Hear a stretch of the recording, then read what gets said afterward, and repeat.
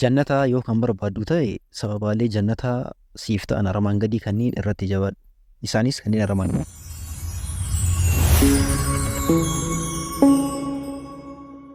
بسم الله الرحمن الرحيم الحمد لله رب العالمين السلام عليكم ورحمة الله وبركاته دلقالي سببا جنة نمافتان يوكان دلقالي سببا جنة أرقتو نوفتان إن شاء الله فيديو كان كيساتي دلقالي صدومي سدي takkalama jenneetiin ilaallaa dalagaa sababaa jannataa isiniif ta'an viidiyoo kanaan baxumuraatti hordofuu hin dagatin. Anaa muslimaa birootiifis dabarsaatiin kayrii kana wajjin haa argannu isiniin jedhaa. Kallattimaan gama barnootaatti haa adeemnu. Sababaalee jannataa dalagaa nu ta'an keessaa inni tokkoffaan maalidha? Rabbitti amanuu fi dalagaa gaarii dalaguu. Al-iimaanu billaahi wal amalu saalih isa jedhamu. Rabbiin subhaanahu wa ta'ala qura'aan maal jedhaa? Walladhiina aamanuu isaanan amananii wa'amilu saalihaati dalagaa gaarii dalagan. Anatti amananii ergamtoota kiyyatti amananii akkaataa amanuu barbaachisu amananiitiin dalagaa gaarii warri dalagani ulaa'ika ummanni akkasiisuni ormi sun maal jedha Rabbiin? Ashaabul jannati warra jannataati. Warri jannata dhaalu isaanii jedha Rabbiin. Hum isaani fiihaa jannata kana keessatti khaaliduuna abattaa'oodha umrii dheeroo abadi isii keessa jiraatanii isii keessa yoomuu hin bahanii jedha Rabbiin subhaanahu wa ta'ala. Kanaaf Rabbitti amananii dalagaa gaarii yoo dalagan inshaallah jannata ni argatanii jechuudha. Inni lammaffaan taqwaa qabaachuudha. Taqwaa Allaahi subhaanahu wa ta'ala. Taqwaa jechuun maali? Ficilul ma'muuraati wajtinaabul manhiyyaati. Wanta Rabbiin itti nama ajaje dalaganii wanta inni irraa dhoorke irraa immoo fagaachuudha. Taqwaa jechuun namni waan Rabbi itti dalageeti waan Rabbi irraa dhoorke irraa immoo fagaate inshaallah jannata ni seena. Shakkii takka malee jannata ni seena. Nabiyyi sallallahu alaihi wasallam hadiisa Abii Hurayraa irraa odeeffame keessatti ni gaafatamanii an akthari maa yudkhilu nnaasa aljannata.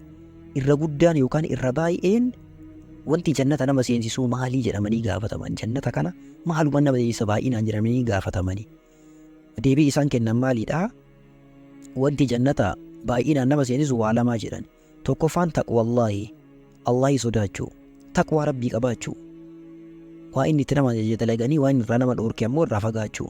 Lammaffaan husnul khuluq, haala gaarii yookaan haala toluu. Inshaallah san fuulduratti ni ilaallaa. Kanneen lamaan namni qabu warra jannataati jedhan Nabiyyi sallallahu alaihi wasallam. Inni sadaffaan sababa jannataa wantoota namaa ta'an keessaa inni sadaffaan maalidha? Rabbii fi rasuulaaf ajajamuu. Ajaja Rabbiitii fi ajaja rasuulaa jala deemu. Nabiyyiin sallallahu alaihi wasallam hadiisa Abii Hurayraa irraa odeeffame keessatti akkana jedhan: kullu ummatii yadkhuluuna aljannata illaa man abaa. Ummanni kiyya hunduu jedhan jannata ni seenanii jedhan eenyu malee? Illaa man abaa, nama dide malee. Jannata kanan barbaadu jedhee nama dide malee namni hunduu ummata kiyyarraa jannata seenaa jedhan. Qaalu yaa rasuulallahi waman ya'abaa, jannata kana seenuu eenyutu didaa jedhamanii gaafataman Nabiyyiin sallallahu alaihi wasallam. Nabiyyiin sallallahu alaihi wasallam maal jedhani? Man axaacanii dakhala aljanna. Namni tole jedheetiin dalagaa waan inni tajaajile jala deeme jannata seenee jedhan.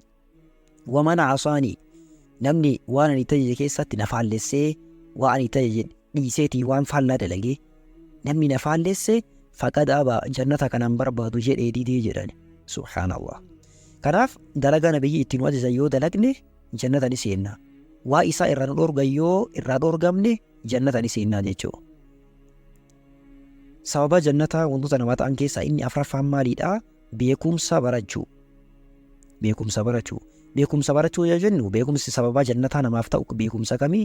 Beekumsa shari'aati. Beekumsi karaa jannataa namaaf ta'u beekumsa shari'aa yookaan beekumsa islaamummaa jedhameetiin isa beekamudha. Beekumsi biroo ammoo sadarkaa kanaan qabu.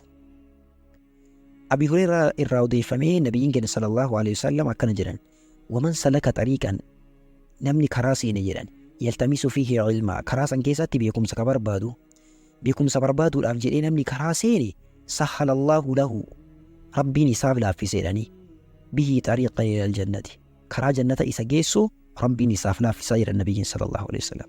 Kanaaf beekumsa shari'aa baratuudhaaf karaa seenuun online irrattis ta'ee qaamaan deemanii baratu kallattii kamiinuu haa ta'u beekumsa shari'aa baratuudhaaf nama karaa seene Rabbiin subhaanahu wa ta'ala karaa jannataa isaaf laaffisaa jedhan Nabiyyiin keenya sallallahu alaihi wasallam. Inni taanu inni shanaffaan sababa jannata hunduuta namaa ta'an keessaa inni shanaffaan rakaa 12 salaata sunnaa jechuudha. Salaata sunnaa rakaa 12 salaatuudha. Rakaa 12 inshallah ni ilaallaa kamiin faa akka ta'an Ummu Habibaa irraa odeeffamee nabiyyi rabbi sallallahu alaihi wasallam akkana ka jedhan dhagahee jetti. Man sallaa namni salaate 12 raka'atan rakaa 12 namni salaatee jedhan. في يوم وليلة هل كان في جوجا في سكر أرقم تصنين نمني صلاته بني له إساف إجارة مجد النبي صلى الله عليه وسلم بهن سبب ركاك العلماء إن صلاة سنيتيف بيت في الجنة من جنة كيس إساف إجارة مجد النبي صلى الله عليه وسلم صلاة سنة رواتب كجد أمني بك من كل من نما صلاته ربي سبب سنين جنة كيس من إساف إجارة مجد النبي صلى الله عليه وسلم إسانس كم فا توكو zuhurii duratti rakaa 4 zuhurii dura rakaa 4 zuhurii booda rakaa 2 walitti meeqa 6 asriin hin qabu duraa fi boodatti illee magriibni duratti hin qabu boodatti qaba magriiba booda nama rakaa 2 salaate waliin meeqa 4 2 6 2 waliin 8 ishaa'iin duratti hin qabu yoom qaba boodatti rakaa 2 ishaa irra namni salaate walitti 10 subhiin boodatti hin qabu duratti qaba walitti meeqa 12 rakaa 12 kanniin nama salaate rabbiin sababa inni salaatuutiif jannata keessatti mana isaaf ijaara jedhan nabiyyiin sallallahu alaihi wasallam. Ittaa cabnu ittaa jabaannu inni jahaffaan gara masjidaa deemu halkanii guyyaatti gara masjidaa deemu sababa jannata ututa nama ta'an keessaa inni tokko kan masjidaa deemudha. Abii Hurayraa irraa odeeffamee nabiyyiin sallallahu alaihi wasallam akkana jedhan man ghadaa ila almasjidi aw raaha namni gara masjidaatti ganamaa fi galgala illee deeme jedhan sa'aatii boodallee ganamallee sa'aatii kamuu namni deeme a'adda Allahin isaaf qopheessaa jedhan lahu isaaf maali nuzulahu iddoo qubsuma isaa minal jannati jannatarraa kullamaa ghadaa aw raaha yeruma inni deemee deebi'u hunda rabbiin iddoo qubsumaa isaa jannata keessa isaaf qopheessaa jedhan nabiyyiin keenya sallallahu alaihi wasallam. Takki ammoo nuzulaan kun hiikaa biraati ulamaa'in maal jedhanii diggisii jannata keessatti diggisiin isaaf qopheeffamaa jedhanii akkasii carraa bareedaadha itti fayyadamnu gara masjidaatti ganamaa fi galgalallee yeroo hundaa gara masjidaatti deemnee haa salaannu jechuudha. Inni torbaffaan sababa jannata hunduuta nama ta'an keessaa masjida ijaaruudha. Usmaan bin Affaan irraa odeeffamee nabiyyiin sallallahu alaihi wasallam akkana jedhan man badaa masjidan namni ijaaree jedhan masjida namni ijaaree lillahi allahiif jedheetiin namni masjida ijaare kanaa arganii yookaan naa dhagaaniif jedhee hin ijaarin allahi maaf qofa jedhee namni ijaare bana allahu lahu allahin isaaf ijaara fil jannati jannata keessatti mislahu mana akka inni ijaare kana fakkaatu isaaf ijaaraa jedhan. Yaa wanti inni ijaare sun isumaan direct hin deebi'uu fi kasan yooli rabbiin dacheesse isaaf kennaa kanaaf masjida illee ijaaruun ajrii guddaa qabaa jechuudha. Masjida ijaaruu keessatti illee hirmaanneetiin sababa jannataa haa baay'ifannu siniin jedha. Sababa jannataa hundoota nama ta'an keessaa inni 8ffaan salaata booda ayatul kursii qara'uudha. Salaata waajibaa erga salaatanii xumuran booda ayatul kursii qara'uun sababa jannataa hundoota nama ta'an keessaa isa tokko jechuudha. Abii Umaamaa irraa odeeffamee ergamaan Rabbi sallallahu alaihi wasallam akkana jedhan man qara'a namni qara'e ayatul kursii namni qara'e dura kulli salaatin maktubatin salaata waajibaa booda ayatul kursii namni qara'e lam yamna'u isan dhorgu jedhan min dukhulil jannati jannata seenuu irraa isan dhorgu maal malee illa al-mawtu du'a malee du'umaaf sababuma du'uu dhabeef jannata seenuu dhabe malee osoo du'e nama jannataati jedhan nabiyyiin sallallahu alaihi wasallam. Hadiisni sahiha sunan kubraa keessatti imaamu an-Nasaa'i odeessanii jiranii waan kanillee itti fayyadama. Ayatul kursii maal akka ta'e aaya akkamii akka ta'e inshallah koomentii irratti gaafadhaa isiniif kaaya. Sababa jannata hundoota namaa ta'an keessaa inni salgaffaan zikrii salaata boodaati. Salaata booda zikrii jedhamu jechuun sababa jannata hundoota namaa ta'an keessaa isa tokko jechuudha. حديث عبد الله بن عمرو الراودي في مكيستي نبي ربي صلى الله عليه وسلم كان جان خصلتان أو خلتان دلقا لما جران رقا لما يكون دلقا قوس لما لا يحافظ عليهما إسرة تكفمي روحن دهن دلقو جران عبد مسلم قبريت مسلماتوكو مالتا أمالي إلا دخل الجنة جنة سين أمالي قبريت مسلماتوكو يروحن دا رقا لما يكون dalagaa lamaa irratti tikfamee irratti turee yeroo mara yoo kadalagu ta'e warra jannataa irraa ta'u malee nafuu jedhan nabiyyi sallallahu alaihi wasallam. Humaa yasiiruun jarri lamaan laaftuudha jedhan. Waman ya'malu bihimaa qaliilu garuu namni isaanitti dalagu bataame sirriitti xiqqaadha jedhan nabiyyiin sallallahu alaihi wasallam. Tokkoffaani yusabbihu fi duburi kulli salaatiin dubura yookaan booda cufa salaata hunda booda subhaanallah jechuudha meeqa 10 ويحمد 10 الحمد لله كدان جچو ويكبر 10 الله اكبر كدان جچو ولتي ميقا كدان صدوم فذلك 50 و100 باللسان الرب الردي نبتو كوفي شانتما يا غوجاتو كوكي صلاه شانتو جرا صلاه شاني كان بايسو صدو يرو تكاتي صدو ماجنا صلاه كوكي ساتي شامبايو صدو ما ميقا نبتو كوف شانتما يچو غوجاتو كوتي الرب ونت جراني نبتو كوف شانتما و1500 في الميزان ميزان الرت ربي برت قرو ميقان مزنمتي في كما توقف دي بشان تاتي مزنمتي في النبي صلى الله عليه وسلم جرى قد ويكبر 34 الله أكبر جتشودا يرو ميقا يرو تجدمي صدومي أفور إذا أخذ مضجعه يروج إذا تساق أبتيج إيسو دافي جتشا يرو قتشيستي الله أكبر يرو صدومي أفور الحمد لله يرو صدومي سدي سبحان الله يرو صدومي سدي ولتميك نبا كذلك 100 باللسان وليقال كوني الرب الرت نبا جد النبي صلى الله عليه وسلم و1000 في الميزان ميزان رتبو كما جد سبحان الله تلقى على فادا باي إسال فادا يرو رفتني في كسمس يرو صلاة بودا ذكري لك أن لما يوكا جد تنتهي نبي صلى الله عليه وسلم نمني مسلمة إرتي تكفمي يرو مريو كان دلقي ورجنة الرتا جدا kanaaf itti jabaadhaatiin dalagaa warra jannataa irraa sababa kanaan ta'a isiniin jedha. Inni kurnaffaani hajjii qulqulluu gochuudha. Hajjii qulqulluu gochuu. Hadiisa Abii Hurayraa irraa odeeffame keessatti ergamaan Rabbi sallallahu alaihi wasallam akkana jedhan. Wal hajjul mabruuru hajjiin qulqulluun jedhan laysa lahu jazaa'un jazaan isaaf hin taane jedhan maal malee illa jannata malee. Jazaan nama hajjii qulqulluu hajjee jazaan isaa jannataa jedhan nabiyyiin sallallahu alaihi wasallam.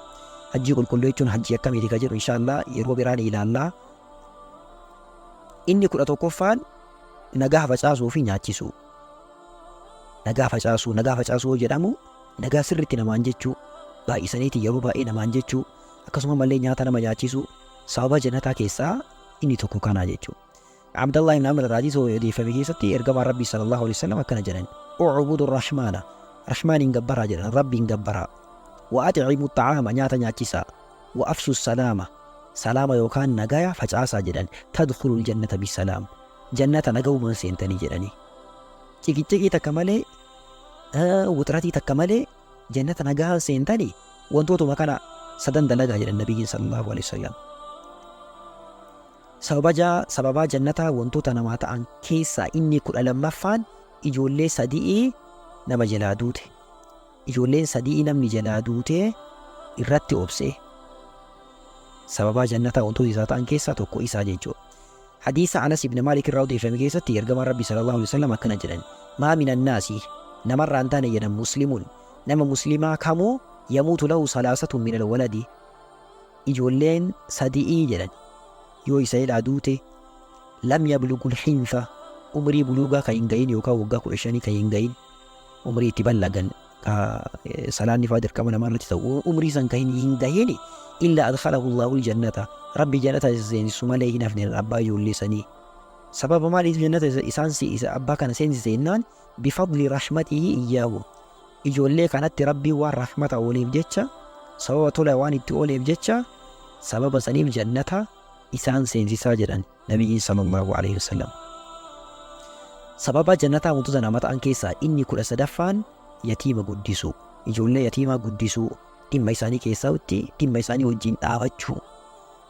Yatiima kan jedhamu ijoollee abbaan isaanii irraa du'eedha. Daa'imni abbaan isaa irraa du'e maal jedhama? Yatiima jedhama. Yatiimummaan hanga umrii buluugaa ga'an qofaafi. Kana jechuun naannoo waggaa umrii 15 hanga ga'u qofaaf achi booda yatiiman jedhamu ilmi. Mucattiin illee akkasuma kan dhiiraatiif kan dubartii illee tokkuma. Akkasii waggaa 15 yeroo ga'anitti yatiimummaan ni bada jechuudha. Isaan guddisuu jechuun akkamii yatiima kana waliin dhaabatu guddisuu tiksuu dhimma isaanii wajjin dhaabachuu of keessatti qabata wanti kuni. Hadiisa Sa'd irraa odeeffame keessatti ergamaan Rabbii sallallahu alaihi wasallam akkana jedhan, ana wa kaafirul yatiimi, anaa fi namni dhimma yatiimaa wajjin dhaabatu jedhan. Namni dhimma yatiimaa wajjin dhaabatuu fi ani fil jannati jannata keessatti haakaza akkanaa jedhani. Quba isaanii kawlakkaasanii fi quba arrabsituu jedhamtee beekamtu. Abbuudduu bira jirtu san lamaan walitti qabanii xiqqooma ishee addaan baasanii jannata keessatti saahiba kiyya ta'a jedhan. Namni dhimma yatiimaa wajjin dhaabateeti yatiima qarqaaru jannata keessatti hiriyyaa kiyyaa jedhan Nabiyyi sallallahu alaihi wasallam. Sarraa bareedaadha itti fayyadamnu. Sababa jannataa wantoota nama ta'an keessaa inni 14ffaan dhibamaa gaafachuudha. Nama dhibame gaafachuun dalagaa sababa jannataa namaa ta'u keessaa isa tokko jechuu. Hadiisa Abii Hurayraa irraa odeeffame keessatti ergamaan Rabbii sallallahu alaihi wasallam akkana jedhan, man caada mariidan, namni dhibamaa gaafate jedhan. Nama dhibamaa gaafate awzaara takkee ammoo ka ziyaare jedhan, akhan lahu obboleessa isaaf ta'e fillaahi karaa Rabbii keessatti. Obboleessa waliin dhalate qofa osoo hin ta'in obboleessa karaa Rabbii keessa jaalatu tokko qaba. Dhaqeetiin mana isaati isa ziyaare yookaan biyya biraa jira, biyya biraa ka jiru kana dhaqee ziyaare. Nama kanniin lamaan jedhan Nabiyyiin sallallahu alaihi wasallam, naadaahu munaadiin, lallabaan tokko itti lallabaa jedhan, an xibta bareeddee jirta, waxaaba mamshaaka deemsi keellee bareede tole jedhanii, watabawwa'ata qopheeffattee jirta minal jannati jannatarraa manzilan iddoo qubsumaa, jannatarraa iddoo qubsumaa qopheeffattee jirta yaa nama kana jedhamaanii jedhan Nabiyyiin sallallahu alaihi wasallam. Kanaaf nama dhibame gaafachuun sababaa jannataa waan nuuf ta'uuf jecha nama dhibame haa gaafannu. Nama beeknu qofa osoo hin ta'in nama muslimaa ta'imaaf haa gaafannu. Akkasumas obboleessa keenya ka Rabbiif jecha jaalannu, hiriyyaa keenya ka jennee yaannu dhaqneetiin isa haa ziyaarruu jechuudha. Sababa jannataa wantoota namaaf ta'an keessaa inni 16ffaan bittaa fi gurgurtaa keessatti namaaf laafuudha. Bittaaf gurgurtaa keessatti nama jabaatuu dhabanii namaaf laafu. Hadiisa Usmaan bin Affaan irraa odeeffame keessatti ergamaan Rabbii sallallahu alaihi wasallam akkana jedhan, adkhala Allahu azza wa jalla, Allahin seensisee jedhanii, rajulan namicha tokko seensise jedhan. Eessa seensisee? Jannata seensise jedhan. Kamaal ta'e namichi kuni? Kaana sahlan, nama namaa laafu. Yeroo kam? Mushtariyan aw baa'i'aa, yeroo gurgurullee yeroo bitullee yeroo lachuu namaa laafaa jedhan. Namatti hin jabaatu. Yeroo bitatu tokko nama gowwoomsu, takki qarshii maallaqa dogongoraa namatti kennuudhaan, takki ammoo kallattii ittiin nama gowwoomsuu danda'an kamirraayyuu qulqulluu ka ta'e kan namatti laafu kirkirii kan baay'isne nama akkanaa. Wabaa'i'an yeroo gurgurullee yeroo bitullee kan namaa laafu, yeroo meeshaa gurguru namatti ka hin waddarsiisne, nama kan miine, bakka kan namaa laafeetiin karaa salphaadhaan nama geggeessu nama akkanaa. Waqaadiyan aw muqtadiyaa, nama yeroo haqa ofii kafalatuu fi akkasumas haqa namaa kafalu. Qaadiyaan jechuun haqa namaa kafaluudha. Wa muqtadiyaniin ammoo haqa ofii kafalatu.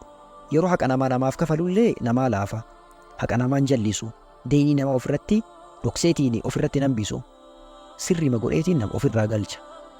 Nama akkanaa akkasumas haqa ofiillee yeroo kafalatu kan namatti hin jabaanne, yoo abbaan sun fakkeenya naa dhiisi jedheen isaaf dhiisee yookaan yeroo akkana naa eeggadhu yoo jedheen isaaf eeggateetiin nama haqa namaa ka isarra jiru yookaan deynii namaa ofirraa akkanatti kafalu Rabbiin jannata seensisee jedhan Nabiyyiin sallallahu alaihi wasallam. Kanaaf bittaaf gurgurtaa keessattis yeroo deynii kafalluu fi yeroo deynii kafalannullee yeroo hundaayyuu namaaf laafuu qabna, namatti jabaatuu hin qabnu jechuudha. Sababa jannataa waan nuuf ta'uuf jechuudha. Sababa jannataa wantoota namaaf ta'an keessaa inni 16ffaan dhabaaf yeroo kennuudha. Nama dhabe tokko deynii wayiitu irra jira, nama akkanaatiif yeroo kennu. Mee hadiisa kana ilaalaa. Hadiisa Huzayfaa irraa odeeffame keessatti ergamaan Rabbi sallallahu alaihi wasallam akkana jedhan, anna rajulan maata, namni tokko du'ee jedhan, fadakhala aljannata jannata seenee jedhan. Namni tokko du'eetiin jannata seenee jedhan. Faqiila lahu isaan jedhame, maa kunta ta'malu, maal dalagaa turte, maal daladda namana jedhamee gaafatamee jedhan. Qaala fa immaa dhukkira aw dhukkira wa immaa dhukkira. Namni kun yaadatee takke immoo yaadachiifameetiin waan duniyaatti dalagaa ture san Rabbi isa yaadachiisee deebii kana deebisa. Maal jedhaa? Inni kuntu ubaayi'u naasa, ilma namaa wajjiin bittaaf gurgurtaa keessatti daldala garagaraa keessa kaseenu ta'ee jedha namichi. Fakuntu unzirul mu'sira, nama dhabe yeroo kennaafii jedha. Nama dhabe nama fakkeenya waan kafalatu dhabe diinii wayii irraa qabaadhee nama kamuu haa ta'u bakka yeroo kennaafi. وأتجوز في السكة أو في النقد نيرا birrii garagaraa qarshii kanniini irra namaaf tara namaaf dhiisaa jedhe dhabaaf yeroo kennee qarshii xixiqqoo rabbiif jedheetiin akkasii dhiisuu isaatiif jecha rabbiin subhaanahu wa ta'aalaa jannata seensise. Nabiyyi achi booda maal jedhanii faghufira lahu sababa kanaaf araaramni isaaf godhamee jedhani. Kanaaf nama tokko bittaaf gurgurtaa keessatti daldala garagaraa keessatti yeroo daldala keessa seennu nama qarshii hin qabne deeyinii kan irraa qabnu takki yoo yeroo ka kenninuuf ta'e sababa jannataa nuu ta'a. Qarshii fakkeenya xiqqoo guddoo isii namarratti ilaaluu dhabnee rabbiif jecha yoo kana maa dhiisnu ta'e sababaalee jannataa wantoota nama ta'an keessaa inni 17ffaan maqaalee rabbii haffazuudha. Maqaalee rabbii haffazuu yoo jedhamu qomatti haffazanii memoraayiz godhanii qofa qabatu osoo hin taane maaliidha tokko hiikkaa isaallee hubatu barbaachisaa. Hiikkaa isaa hubatu lamaffaa ittiinis rabbiin kadhachuu maqaalee kanneen sadaffaa yaadota isaan of keessatti qabatan nitti dalaguudha. Yaadota isaan of keessaa qabatan nitti dalagu. Fakkeenya rahiim yoo jedhamu rahmata godhaadha. Rahmatallee namaa godhuu barbaachisa.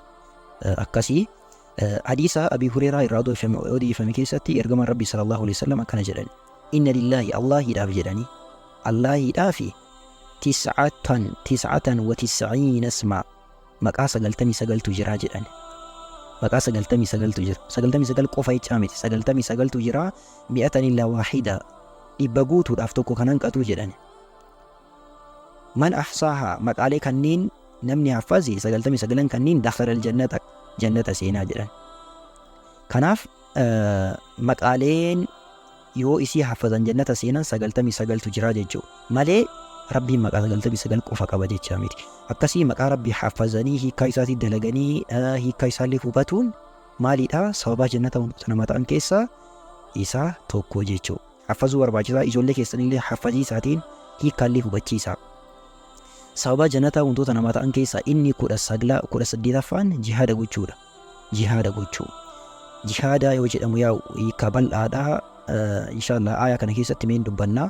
Rabbiin subhaanahu wa ta'ala akkana jedha yaa ayyuhalladhiina aamanuu yaa warra Allahitti amantan yaa warra amantan hal adullukum alaa tijaaratin tunjiikum min cadaabin aliim mee daldala azaaba laalessaa irraa isin baraaru irratti isin qajeelchuu jedhiini jedha Rabbi Nabi Muhammadin sallallahu alaihi wasallam. Rabbi akkana nuun jedha daldalli yookaan nigdiin azaaba laalessaa isin jalaa isin baraaru isa kanaa jedha. Innis maali? tu'minuuna billaahi wa rasuulihi rabbii fi ergamaa isaatti amantu. Akkasumas karaa rabbii keessatti qabeenyaa fi lubbuulee keessaniin qabsooftu. Watujaahiduuna fi sabiilillaahi biamwaalikum wa anfusikum karaa rabbii keessatti maali qabeenyaa fi lubbuu ofiitiin qabsaa'u. Qabeenyaan qabsaa'uun akkamii? Karaa rabbii keessa kennatu, sadaqatu, rakkataa ittiin qarqaaru, nama rakkata ittiin qarqaaraa, diinii rabbii ittiin jabeessaa. Qabeenya ofiitiin akkanatti jihaada godhan. Lubbuu ofiitiin jihaada godhuun beekama. Karaa rabbii keessatti lubbuu ofii baasanii diina rabbiitiif wareegu. Akkasii jihaada. Azaaba laalessaa jira daldalli nama baasu isaa. Dhaalikum khayrun lakum in kuntum ta'lamuun. Isatu isiniif taala jedha Rabbi osoo kan beektan taatani. Yoo kan beektan taatani kanatu isiniif taala. Allah itti amanuu, ergamaa isaatti amanuu, karaa rabbii keessatti qabeenya keessanii fi lubbuu keessaniin jihaada godhutu isiniif taala waa maraa jedha Rabbiin. Yoo isin akkas gootanii yaghfir lakum dhunuubakum cubbuu keessan isiniif araarama jedha. Wayudkhilukum isin seensa jannaatiin jannatoota isin seensisaa jedha. Jannatoota akkamii? Tajrii min tahtihaa al-anhaaru jala fooqilee isii kayaatu al-anhaaru jechuun laggiin wa masaakina xayyibatiin maskana yookaan qubsumaa iddoo qubsumaa mana bareedaa ta'e isin qubsiisa fi jannaati cadniin jannata cadnii keessatti jannata qubannaa keessatti من أكسي سين كوبسيسا ذلك الفوز العظيم كوني ملكي قد راجع ربي سبحانه وتعالى. كناف كرا ربي كيستي جهاد قوتشون لبو وفيتين قبين وفيتين سمو وفيتين ربيتي أمانون إرقما إساتي أمانون كوني دلدلا كساراهن قبني جيشو. إني كل السجلافان سبب جنة وانتو تنامات عن كيسا إني كل السجلافان توبة جيشوني شبو دلقاني راقر ربي تلي بوجيشولا ulaagaa isaa guuttataniitiin yoo cubbuu dalaganirraa gara rabbii deebi'an rabbiin cubbuu namaaf dhiisa akkasuma jannata illee namaaf hiraa jechuudha. Rabbiin subhaanahu wa ta'ala suuraa Maryam kana keessatti lakkoofsa 60ffaa kanarratti waa'ee warra azaaba seenanii dubbatee waa'ee warra hongahee dubbatee xumura irratti maal jedhee illaa man taaba nama toobate malee wa amana ka amane malee wa amila saalihan toobatee natti amanee dalagaa gaarii ka dalage malee martuu warra ibiddaati jedha. Ibidda keessa gayyiin seenanii jedhe. Gayyi jechuun ibidda baay'ee badaa ta'e tokko. Garuu warri kunniin warri toobatee natti amanee dalagaa gaarii dalage wa amila saalihan jechuun gara dalagaa gaarii kan dalage fa'ulaa'ika isaan yadkhuluuna aljannata jannata seenanii jedha Rabbiin subhaanahu wa ta'ala. Namni toobate jannata seenaa. Kanaaf cubbuu dalagne hundarraa gara Rabbii haa toobannu. Walaa yuzlamuuna shay'a hunduma takka illee miidhaman jedha. Homaa hin miidhamanuu jedha Rabbiin subhaanahu wa ta'ala. Kanaaf haa toobannu yoo toobanne Rabbiin cubbuu keenyallee nuu dhiisee jannata nu seensisaa jechuudha. 20ffaa sababa jannata wantoota nama ta'an keessaa inni 20ffaan istiqaamaa qabaachuu. Istiqaamaa jechuun akkaataa Rabbiin ajajeen amantii irratti gadi dhaabachuu jechuudha. Rabbiin subhaanahu wa ta'ala nu ajajee jira islaamummaa kana irratti kana godha dalagaa kana dalagaa waa akkanaa irraa fagaadhaa jedhee nu dalagee nu ajajee jira. Ajaja Rabbii kana fudhanneetiin yoo kan gadi dhaabannee jiraannu ta'e istiqaamaa qabna jedhamaa jechuudha. Rabbiin subhaanahu wa ta'ala suuraa Ahqaafii keessatti akkana jedha.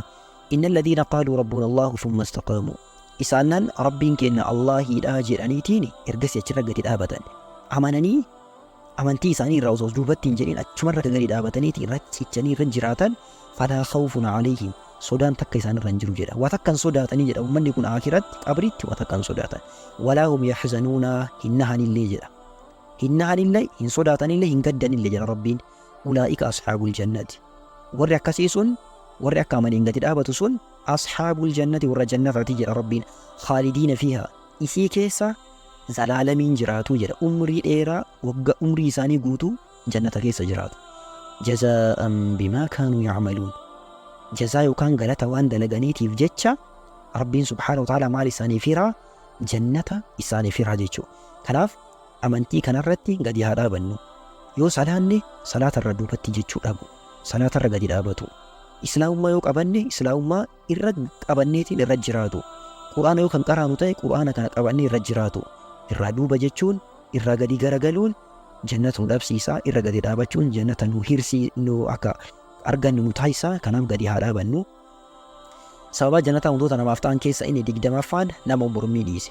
Mormii baay'isuu dhabu. Mormii baay'isuu dhabu. Yoo faayidaa barbaachisaadhaaf ta'e malee mormii baay'isuu dhabuu keessattuu dhimma duniyaatiif dhimma jireenya ofiitiif jedhanii innaa lillaahi. Kamii kennatu waan kanarraa waan kana keessatti argama laata? Kamii kennatu mee mormii keessa hin oolle laata? Subhaanallah abbaa rabbi laaffiseef malee.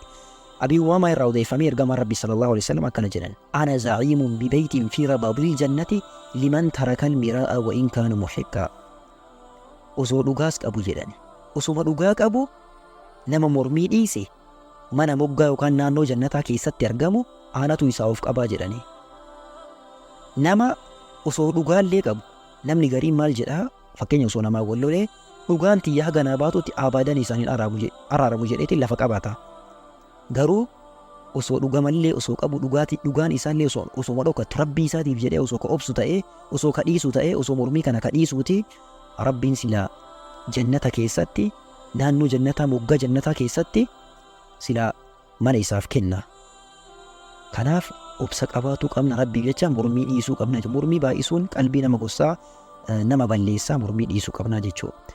Inni sababa jannataa keessaa inni 22ffaa maalidha? Nama kijiba dhiise. Kijibuu dhabu. Rabbiif jedheetiin namni kijiba dhiise wallahi jannata argata.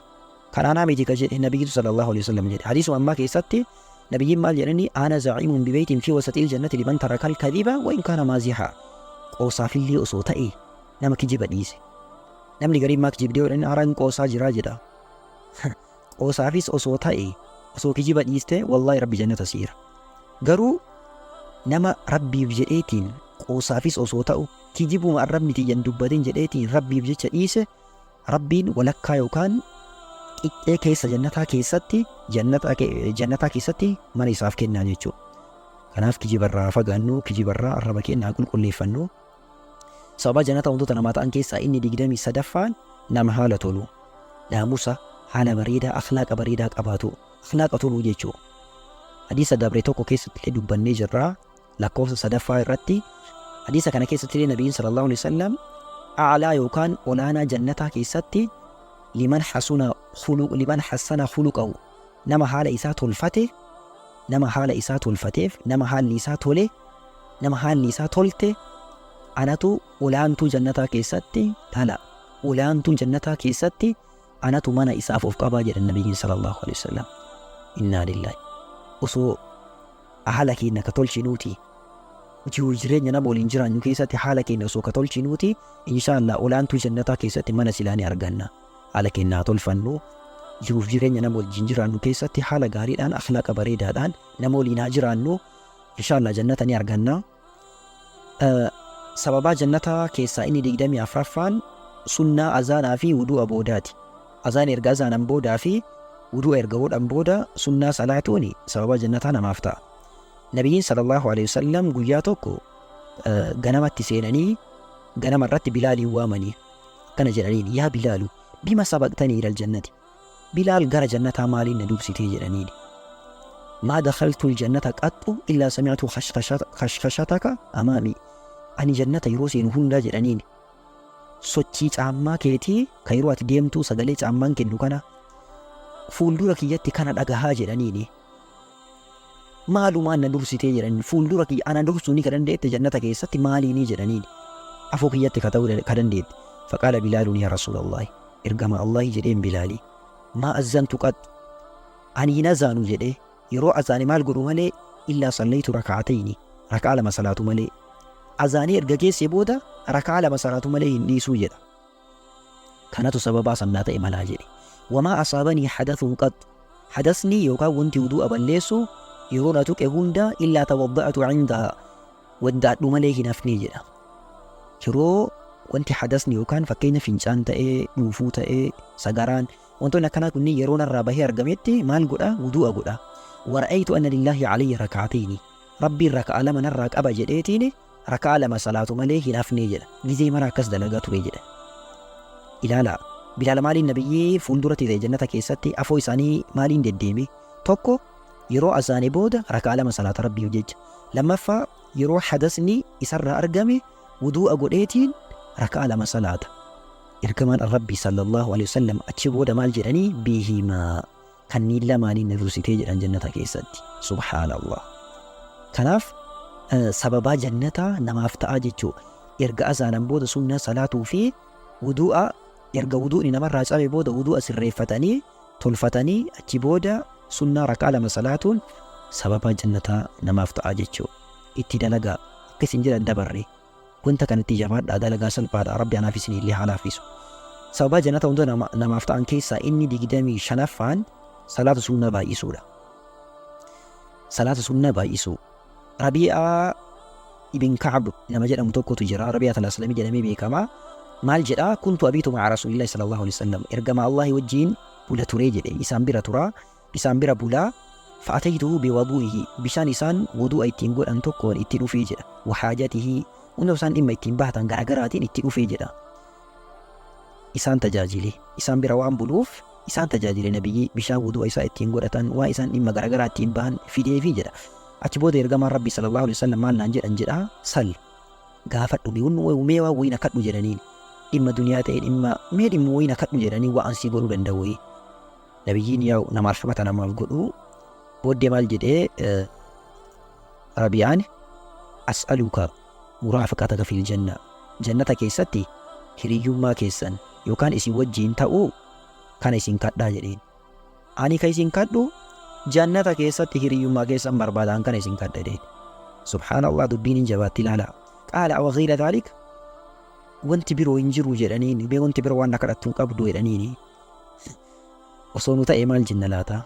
Birri miliyoona 1 jenna moo boys fooqii gurguddaa wayii jenna laata? Subhaanallah. Qultu huwa dhaaka, sanuma jedheeni. Ay, isuma barbaadaa jedheen nabiyyi rabbiitiin sallallahu alaihi wasallam. Achi booda ergamaan Rabbi sallallahu alaihi wasallam maal jedhaniini? Fa'a'innii calaa nafsika bikathrati sujuud, lubbuu kee irratti maaliin na qarqaari jedhaniini? Sujuuda yookaan salaata sunnaa baay'isuudhaan na qarqaarii jedhaniin. salaat sunnaa baay'isuun nabiyyii wajjin jannata keessatti akka hiriyyaa isaanii taanu nama ollaa isaaniitti argamu akka taanu nutaa isaa itti haa jabaannu jechuudha. Sababa jannata wantoota namaaf ta'an keessaa inni 26ffaan kuni carraa addaatti dubartoota qofaafi. Dhiiran makatu dubartoota qofaafi dubartoonni carraan kun akka isin jedhan dabarre. Innis maali? Keessattuu dubartoota heerumtaniif. Ergamaan Rabbii sallallahu alaihi wasallam hadiisa Abii Hurayraa irraa odeeffame keessatti akkana jedhan: "Idaa sallatil mar'atu khamsaha." Dubartiin takka jedhan shanan isii yoo salaate salaata shanan dirqamaa isii yoo salaatte wasaamat shahraha sooma isii ka dirqamaa ka ramadaanaa kana yoo soomte waxassanat farjaha qaama saalaa isii zinaa yookaan haraama irraa yoo tiksite jedhan. Subhaanallah, zinaa irraa qaama saalaa ofii tiksuun ulfaataadha kan beektani. Osoo dhiirri meeqa itti qaaqu, osoo kun itti bilbilu, osoo kun jinjana jedhee maal jedheetiin itti qaaqu, qaama saalaa ofii tikfatuun ulfaata wallahi. وأطاعت زوجها أبا منا إسي كتولي جتي قيل لها إسين جد أما جدان. سبحان الله وياك يا مالا لواء ترغتو وسوكنا بوتي مالي سين جد أما ادخل الجنة جنة سيني جد أمان من أي أبواب الجنة شئتي بل جنة الراكاما بربا دفلت لوتين لك إسيني جد أماني جدان. سبحان الله سبحان الله يا أبو ليتيتي وان كان الجباد الران كنا كسجل دبري وان كان الأبديتين شرا قدا وفجر دبر سيتا. Sababa jannataa wantoota namaaf ta'an keessaa inni 27ffaan ija dhabanii obsuudha. Nama tokko ijjirraa ka Rabbi fudhate ija san dhabeetiin yoo obse Rabbiin subhaanahu wa ta'ala jannata isaaf kennaa jechuudha. Hadiisa Abii Hurayraa irraa odeeffame keessatti nabiyyiin sallallahu alaihi wasallam akkana jedhan: yaquulu Allahu azza wa jalla, Rabbi akkana jedhaa jedhan. Rabbi maal jedha jedhanii: man adhabtu nama ani irraa deemsise yookaan irraa fudhadhe habiibatayhi jaalallee isaa lamaan ija fasabara ka obse واحتسب من دا أبس سنين لي كان رده الريقتي رب ما وانشي ما دام بكنا أبوس جريتي إنما أبسي لم أرضى له ثوابا دون الجنة. أني سافن جالت ربي جدا ربين أني سافن جالت وجد من دا وكان ثوابا دون الجنة جنة على جنة مالي وانجرو من دا براني سافن في وجد أن جنة مساكن بربادا جدا ربي سبحانه وتعالى. كان جهل مال سلطة حديث براكي ستي نبي صلى الله عليه وسلم مال جراني ربين عوده بهما الجنتين جنتان بكا إسان بوسا جدان بودا إجا لماني كان ربي مالين بكا بوسا في جنتان بكا بوسا في جدان كناف إجا ربي نمني ربي إجا سر رافداتيتيني بكرمتيتي وانسان كيسا جرتو ربي كيتي بيدي بي أوبسي إن شاء الله رأيواتي أوبسيتيتيني من دا أوبسا كيتي سنين ربي راتي الريقاتي ربين جنتان بكا سيبوسا إن شاء الله كناف أوبسا كاماتو كابنا جيشو. Sababa jannata seenuu dalagaa namaa ta'an keessaa inni 28ffaan maalidha? Dalagaalee 6 armaan gadii kanneen dalaguudha yookaan dalagaalee 6 armaan gadiitti ibsaman kanneen qabatanii argamuudha. Innis hadiisa Ubaadatu ibn Saamit irraa odeeffame keessatti nabiin Rabbii sallallahu alaihi wasallam akkana jedhan: yudmanuu lii 6 min anfusikum adman lakum aljanna. Waan jaha lubbuu keessanirraa of naaf qabaa, waan jaha isin of naa qabaa, anammoo jannata isiniif of qabaa jedhan. Isin waan jaha yoo of naaf qabdani anammoo jannata isiniif of qabaa jedhan. Tokkoffaan usduquu idaa haddathtum, yoo dubbattan dhugaa qofa dubbadhaa jedhan. Dubbattu dhugaa qofa dubbadhu, inshaallah jannata ni seentaa. Lammaffaa wa'awfuu idaa wa'adtum, wa'adii yookaan waadaa yoo seentan guutaa, waadaan balleessinaa, waadaan nyaatinaa. Sadaffaa wa'adduu idaa tumintum, yoo wanta tokkorraa amanamtani waan irratti amanamtan san ittiin gahaa yookaan iddoo isaatiin gahaa, amaanaan nyaatinaa jedhan. Afraffaa wahfazuu furuujakum, qaama saalaa keessan tikfadhaa, zinaa ittiin hin dalagin, masturbeeshinii ittiin hin dalagin, badii garagaraa keessa ittiin hin seenin, qaama saalaa kee tikfadhu. Yoo ati qaama saalaa kee tikfatte an jannata siif of qabaa jedhan nabiyyiin sallallahu alaihi wasallam. Waghaddu absaarakum, ija keessanillee gadi qabadhaa, gara haraamaa hin ilaalinaa, viidiyoo haraamaa hin ilaalinaa, wanta haraamaa ittiin hin ilaalinaa, dubartii ittiin hin ilaalinaa. Rabbiif jedhaatiin ija keessan gadi qabaa, an jannata isiniif of qaba jedhan nabiyyiin sallallahu alaihi wasallam. Wakaffu aydiyakum, harka keessanillee qabaa jedhan. Harka keessaniin nama miidhinaa, zulmii ittiin hin dalaginaa, qabeenya namaa ittiin hin saaminaa, harka keessan badii irraa qaba, an jannata isiniif of qabaa jedhan nabiin rabbii sallallahu alaihi wasallam. Kanaaf dalagaalee jahan kanniin yoo qabaannee argamne inshaallah jannata ni seennaa jechuu itti haa jabaannu. Sababa jannataa dalagaalee namaa ta'an keessaa inni 29ffaan salaata lamaan sirriitti jabeeffachuu. Salaata keessaa salaata lamaan sirriitti jabeeffachuu. Hadiisa Abii Bakri abbaa isaa irraa odeeffame keessatti ergamaan rabbii sallallahu alaihi wasallam akkana jedhan: man sallal bardayni dakhala aljanna. Namni yeroo qorraa lamaan salaate jedhan. Yeroo qorra lamaan namni salaate jannata seenee jedhan. Salaatonni yeroo qorraa jiran kunniin kamiif kami jennaani salaata subhiitii fi salaata asriitii jedhan. Salaata subhiitii fi salaata asriiti. Salaata subhii namni jabeeffate yeroo isaatiin namni salaate salaata ofirra kan hin dabarsine warra jannataati jedhan nabiyyiin. Akkasumas salaata asrii dalagaa garagaraatiin osoo biizii hin ta'in, barnootaan osoo biizii hin ta'in, qo'annaa waan garagaraa osoo hin sababatiin namni salaata kana jabeeffateetiin salaate warra jannataati jedhan. Rabbi anaaf isinillee nama jabeeffatu haa taasisu, itti jabaadha, sababa jannataa nuuf ta'a. Sababa jannataa dalagaa namaaf ta'an keessaa inni 30ffaan tawhiidaan du'uudha. Tawhiida irratti du'u. Mu'aaz bin Jabal irraa odeeffamee ergamaan rabbii sallallahu alaihi wasallam akkana jedhan: man kaana aakhiru kalaamihi laa ilaaha illa Allah dakhala aljanna. Namni jedhan xumurri jecha isaa laa ilaaha illa Allah jecha jedhu kana ta'e addunyaa kanarratti jannata seenee jedhan nabiin rabbii sallallahu alaihi wasallam. Kanaaf tawhiida irratti yoo duune haqaan gabbaramaan Allah malee hin jiru, ka isa booda isaa gaditti gabbaramu kijibaan gabbaramaa jenneetiin qalbiin yaadnee yoo kan duunu ta'e inshaallah warra jannataati. Itti ajabaannu qalbii keenya waan kanaan haa guuttan. Sababa jannataa dalagaa namaa ta'an keessaa inni 31ffaan wudu'aa fi zikrii azaana boodaati. Azaana booda wudu'a gochuu fi akkasumas zikrii azaana booda jedhamu jechuudha. Hadiisa Uqbata ibn Aamir irraa odeeffame keessatti ergamaan rabbii sallallahu alaihi wasallam akkana jedhan: maa minkum min ahadin yatawadda'u. Isinirraa jedhanii namni kamuu wudu'a godhee jedhani. Fayyubligu aw fayyusbiighu alwudu'a. Wudu'a iddoo isaatiin gahee sirritti iddoo isaatiin gahee qaama dhiqatamuu qabu dhiqeetiin akkasii wudu'a godhe, erga wudu'a godhee booda akkana jedhe jedhan zikrii kana. Zikrii maal jedhu? ashhadu an laa ilaaha illa Allah wa anna muhammadan abduhu wa rasuluhu. Zikrii kana erga jedhee jedhan, wudu'a erga godhe booda zikrii kana yoo jedhee jedhan, illaa futixat lahu abwaabul jannati 8 fayadkhulu min ayyihaa shaa. Erga wudu'a godhe booda ashhadu an laa ilaaha illa Allah wa anna muhammadan abdullahi wa rasuluhu yoo jedhe jannata balballi 8 jannataa isaaf banamee tafee keessaa filateetiin seenaa jedhan nabiin rabbii sallallahu alaihi wasallam. Kanaaf yeroo wudu'a goone booda zikrii kana jechuu qabnaa jechuu ashhadu an laa ilaaha illa Allah wa anna muhammadan abdullahi wa rasuluhu jechuu qabna.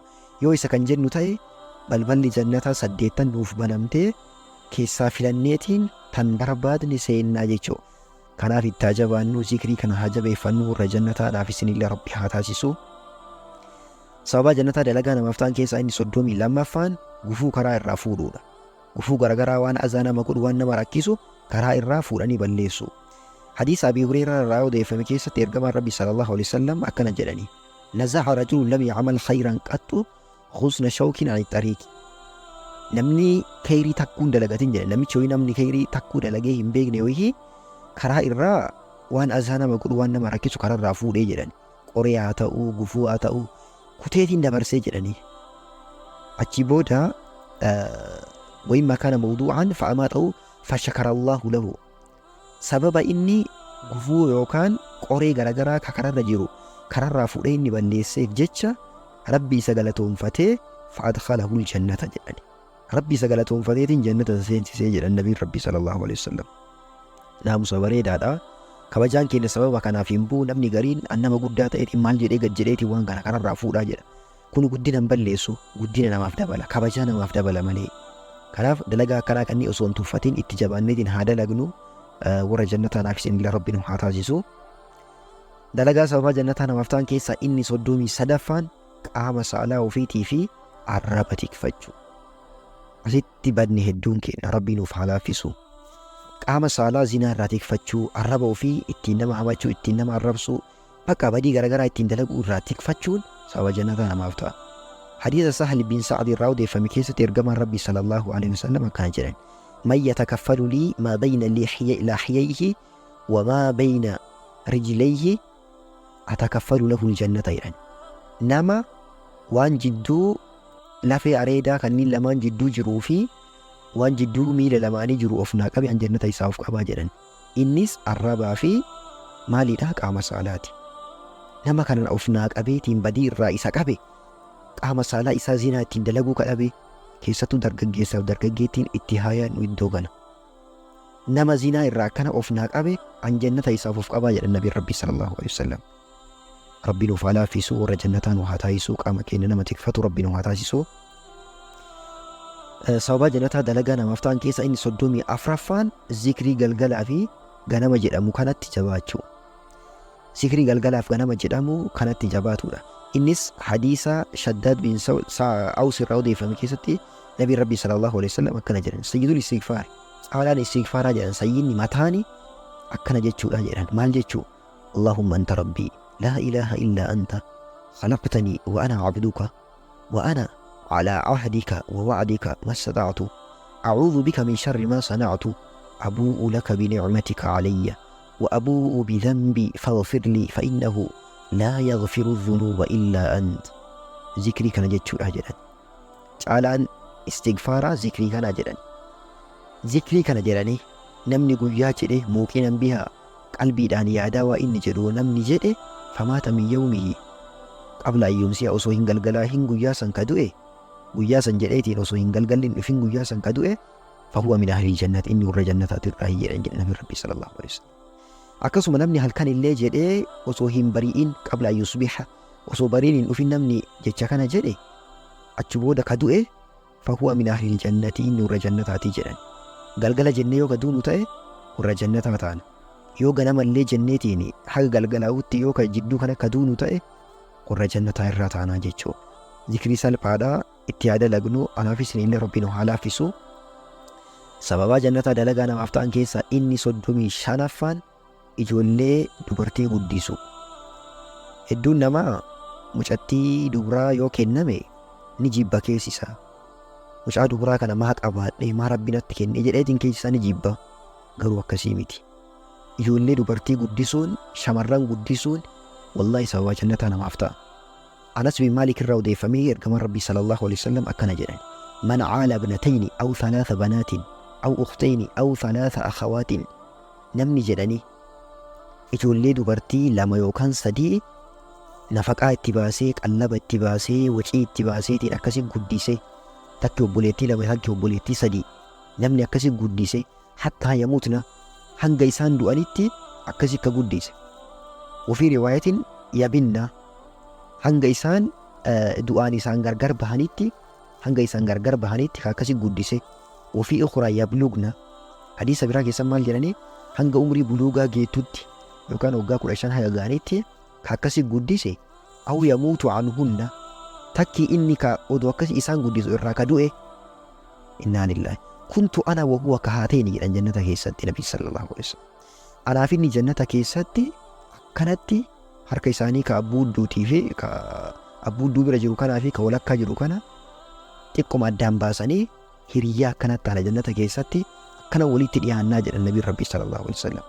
Hiriyyaa nabiyyii taata jannata keessatti. Ijoollee dubartii 2-3 guddisuun jannata keessatti ollaa nabiyyii hiriyyaa isaanii akka taatu si taasisa. Kanaaf hin jibbiin dubartii qabaatuun badii miti. Manni dubartiin keessa namatti hin tolu. Akkasii yaaduu qabnaa, akkasii beekuu qabnaa. Nama waan kanarratti obseetiin jannata dhaaluu Rabbiin haa taasisu, olla nabiyyi Rabbiin haa taasisu. Dalagaaleen armaan olitti dubbanne kunneen sababa jannataa dalagaalee namaaf ta'an keessaa hanga danda'een walitti qabuudhaaf hadiisaaf quraana irraa yaalii jira. Sirriitti itti haa dalagnu. Anaafis illee nama dalagaa kana irratti argamee qabateetiin warra jannataa ta'u, warra jannata dhaaluu Rabbiin haa taasisu. Jannata nama seeneetiin jannata milkaa'u Rabbi anaafis illee haa taasisu. Barnoota kana nama biraatiifis dabarsaatiin khayrii cimatti dalagadhaa isiniin jedha. akkasumas barnoota nuti kenninu karaa teelegiraamii akkasumas karaa yuutuubiitii fi karaa tiiktokiitiin wantoota armaan gadii kanaan nu hordofuu dandeessanii yeroo gaarii isiniif haa ta'u. Assalaamu alaikum wa rahmatullahi wa barakaatuh.